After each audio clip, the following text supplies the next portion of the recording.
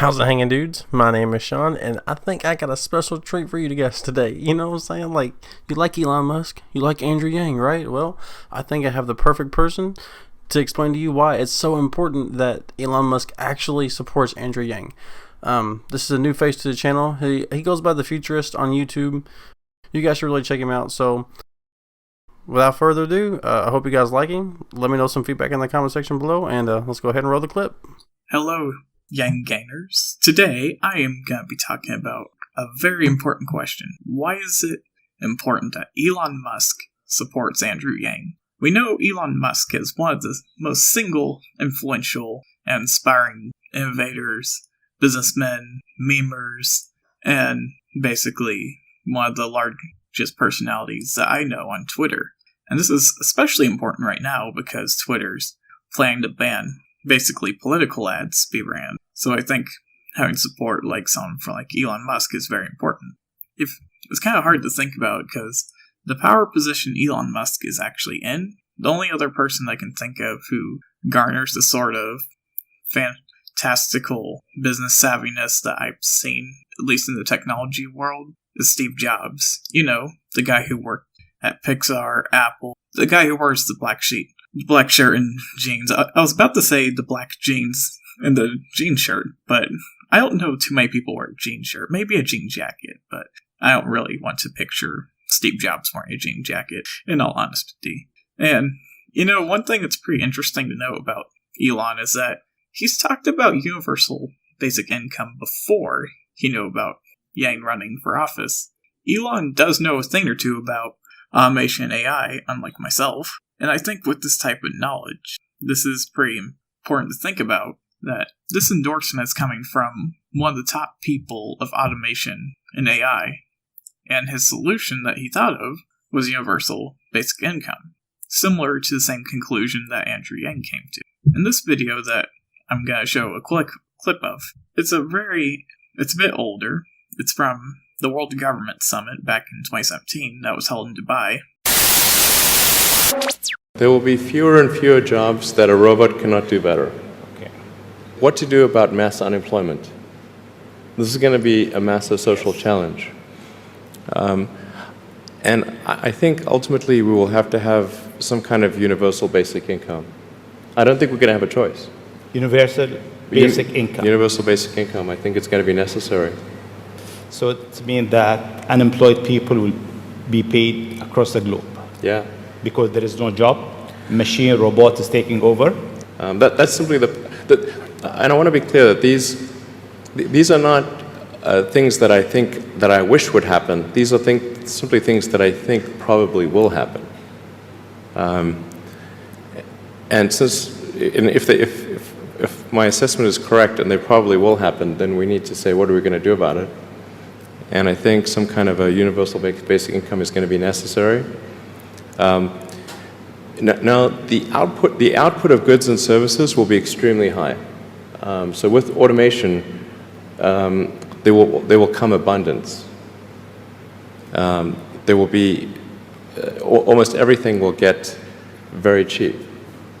I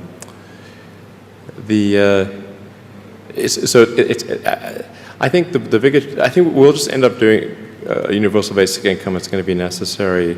The harder challenge, much harder challenge, is how do people then have meaning?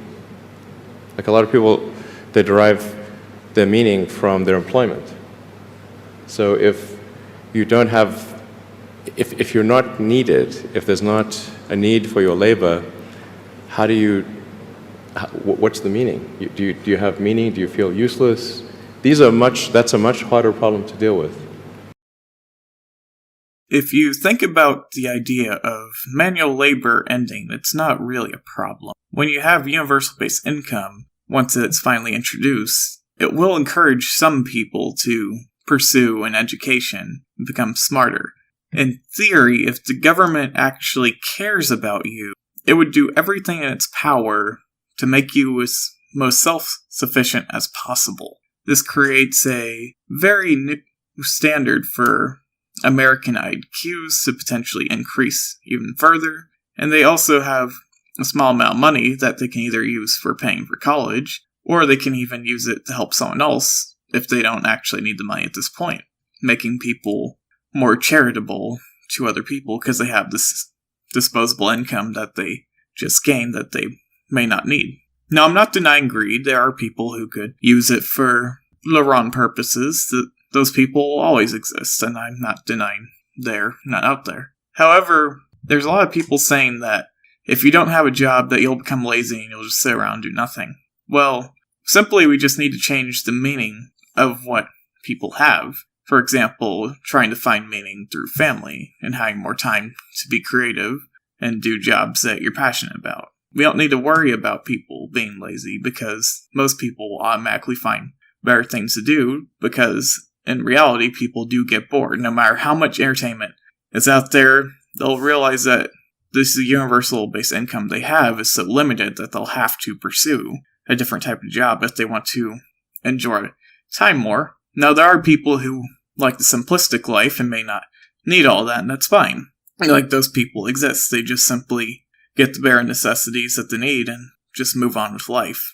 As long as they're not hurting people, I don't really see a problem with them. One thing that stands out to me, though, is with automation, is that the world is a place full of problems that can be solved by robots, but robots won't always be able to solve the human condition. When robots are doing everything, then we will be free to actually find meaning in our lives. We could plant trees, we could try to fix the environment around us. There's so many things that we'll be now thinking about because different types of jobs are eliminated. You're not thinking about your waiter because your waiter's no longer there. They've been replaced by a robot, which a lot of them are.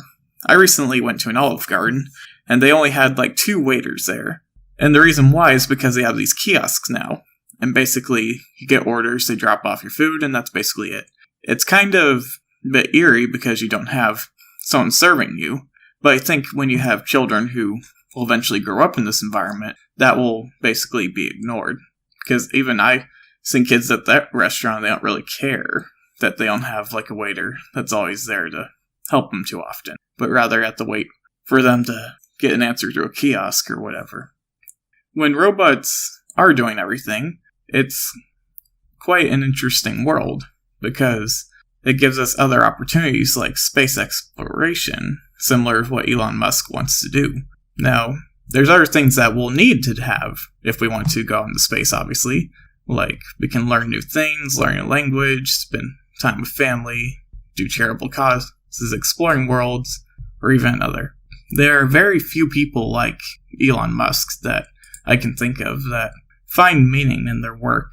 I think the majority of people who will be displaced by automation at first are the people who don't find meaning in their work, like people who are servers, maybe people who do very basic jobs. I do think that these people will be the first to find actual meaning in life, potentially, unless they take their own, because unfortunately there are people, I think during this time span, will feel pretty hopeless in that we will have to increase psychological means, especially through using healthcare and etc. But I do think with the money that they're given, if they spend it wisely, they could eventually pursue that themselves, which is quite nice if you think about it. I think something that's also interesting to take note of is during the robotic Terminator takeover, the universal basic income basically sets people place to have a proper foot to stand on, and basically puts a lot of people on equal playing field to an extent. If people think that, oh, I might have a hobby that I can do, or they have bucket lists, these people might explore these opportunities and start getting a little bit ahead now because they don't have to worry about actually working. They can now focus on improving their actual skills, making themselves more valuable to the economy. Because now it's like, oh, so-and-so used to be a server, but now this person learned 3 different languages, so now they can be very valuable as a translator for tourists and etc. I do think it's interesting, like, learning what it means to personally have value and the meaning of life, because it brings you back down to, like, the bare minimums, but you actually have a decent living condition. I'm not saying that $1,000, like, per month is too little, but I do think that it's something that people couldn't really exploit, in my opinion. Even if they do have other benefits like Social Security or Social Security Disability. Not exactly sure what that one is, but you can correct me in the comment section for that one. I do think people that might find meaningless at first, but I think once this becomes more standardized, people will be more adjusted and will actually be way better off than basically trying to work just to scrounge up a living wage, in my opinion. Because if you think about it, like Elon Musk says, things will become cheaper. Because things are being automated away, it becomes cheaper to produce these products. And I think the more this becomes standardized and the more the American people are willing to support it, we'll eventually be able to increase our own intellects and own skills. That way, we'll still be valuable to the economy, even though that our job may no longer exist. Now, to look into this idea further, let's make a small comparison to automation versus manual labor. Now, bear with me, this is a hypothetical situation. I can't say this exists or not, so just bear with me for a little bit. Let's say like a Chinese company decides to make up a knockoff brand of Tesla. Sure, they could get the labor decently cheap to compete, but I think Elon eventually would reach a point to improve automation to a point where these Chinese laborers couldn't keep up with the machines, at least to a point where they would feel frustrated that they're losing. I think Elon recognizes human condition. Even though his automation plan seems extremely expensive to an average person like myself, he looks ahead to see the bigger picture.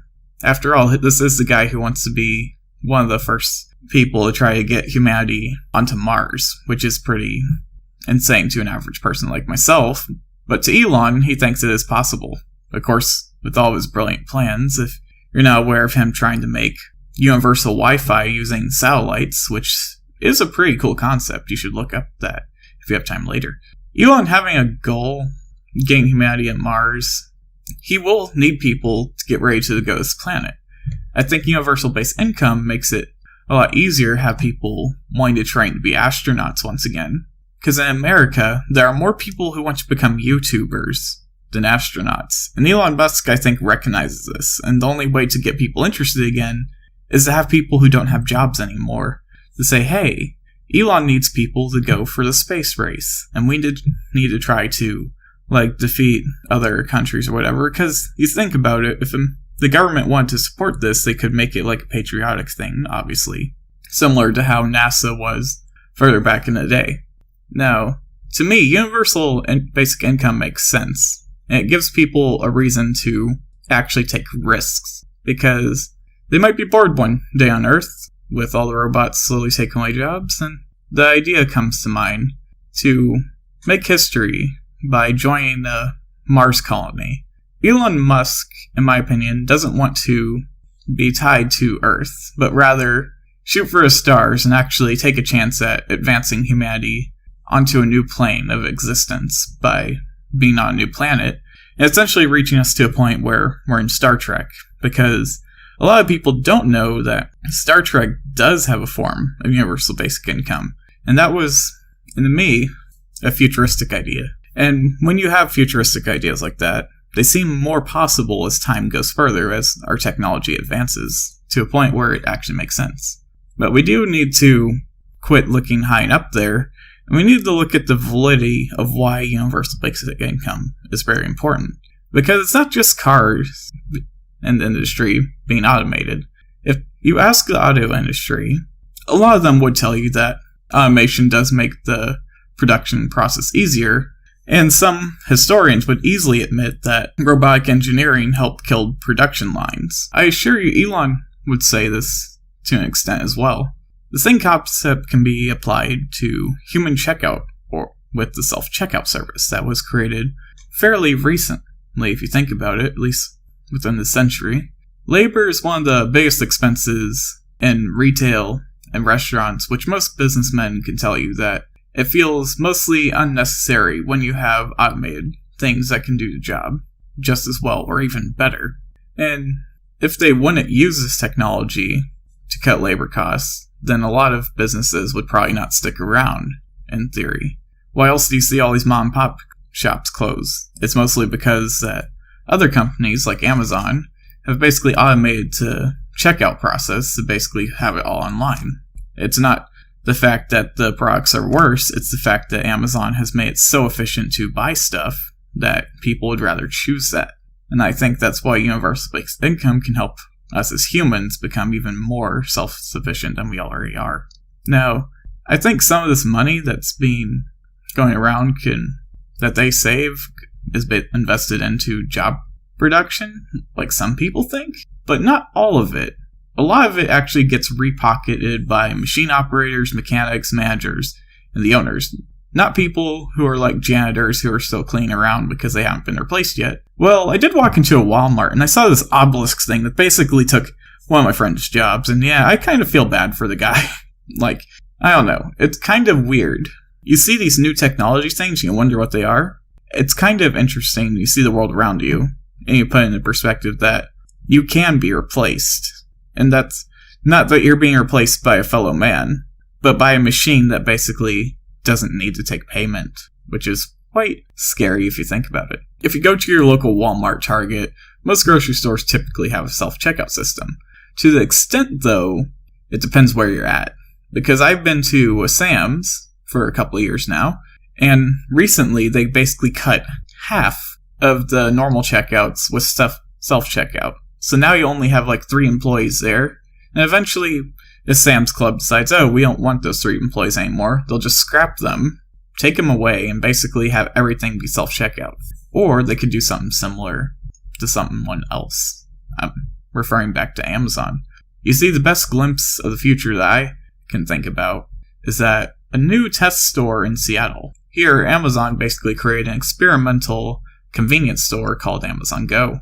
And this store has eliminated the entire self-checkout process, making it the role of the cashier non-existent. Not even you are being a cashier anymore, which is quite insane, because now you're taking away the guy's job who used to make those. But that's a different story, because I'm sure they could find some other job to be doing, you know? Customers, basically, for this type of store, just grab what they want to purchase, they simply put in their bag, and walk out. And it charges from their Amazon Prime account. Basically, through scanners that they're walking past, it basically does it all at once, which is even more powerful than to individually scan things one at a time. Though, there are some complicated dynamics that happen when automation comes to play. The big picture should be understood that your job is replaceable, and if your company feels like that you aren't performing well enough or they think that machine could do your job better, they will invest in that, because at the end of the day, even though they might be taking a hit for a little bit, it'll eventually pay off for them, because they don't have to pay something consistently. They only have to pay it once. Yeah, it'd be a big price, but eventually it will dwindle away once time passes on. Obviously, automation does directly replace jobs, or else why else would companies and corporations want to do it? Anybody who argues that there is no direct effect, or I'm delusional, or what do you think I am? Let's be honest here. Let's talk about the counter-argument. Of course, that is by freeing people from these tasks creates opportunities for others to do jobs. Often these other jobs can feel more rewarding. But what people miss at this point is that those other jobs can be replaced to an extent. Now, there are certain jobs that could stick around, like actors, and other things that'll take longer to replace. But at the end of the day, if they want to be replaced, they will be, if they think it's profitable or worth it. And a lot of times they do, at least for the lower scale middle class type of jobs, in my opinion. In the past, automation could only replace simple tasks, brute force jobs, like digging out wells and doing more manual strength labor, as you can see with construction working equipment. Those used to be other people's jobs, now they're gone. Like, you don't have the local town strongest shovel digger. He's out doing something else, maybe using one of those construction equipment doohickey things if he actually learned how to use it. Or he probably retired at this point, in all honesty. Or they went into landscaping, who knows. What's really difficult for people to understand is that when these people are replaced, it's hard for them to make themselves useful sometimes, and they have to figure something out. In other words, I'll say is that society is gradually reaching a point where the value of minimally skilled workers is somewhat plateauing right now. And indeed, some kinds of highly skilled labor are also going to be facing challenges soon once you get rid of those other jobs. If I were someone whose job was to basically replace your job, like as an automation expert, I would have to look towards things that aren't replaced yet. That could be your job. So it's one reason why we need to not just worry about those cashiers, those waiters, all the minimally stuff, but ourselves. Because we have to consider that in a changing economic system, we can be at risk as well. As others stated, there's nothing ultimately that can be done to actually stop this trend. But there are things in society that can be done to avoid the jarring sudden changes of basically having millions of people lose their jobs within the span of a year. And that is going to have to be managing the transition from our current present towards the future. Universal basic income was a solution that Andrew Yang decided upon, but other brilliant minds like Elon Musk helped make this seem more reasonable to someone like myself. The notion that we should simply embrace every change blindly is pretty naive to me, but trying to fight the inevitability is equally naive, especially if you see episodes on South Park where you have all the rednecks who are basically replacing the Amazon Alexas, or you watch basically almost all the episodes about Amazon in one of the more recent South Park episodes where it shows where we're basically heading, in my opinion. Of course, that's just a comedy and full of laughs and stuff, but when you have a world like this, it's kind of hard to laugh sometimes, but who knows, I think eventually you can look forward and feel fine, you know? Anyways, I have been the futurist from Humanity First, and I'd like to thank you for putting humanity first. Be sure to like, subscribe for more content, and also, if you are interested in having stuff edited by me, or if you would like to have me come back on this channel to speak or maybe even do a podcast, let me know in the comment section down below. And who knows, I might see you in the next video. Or I might be automated away soon.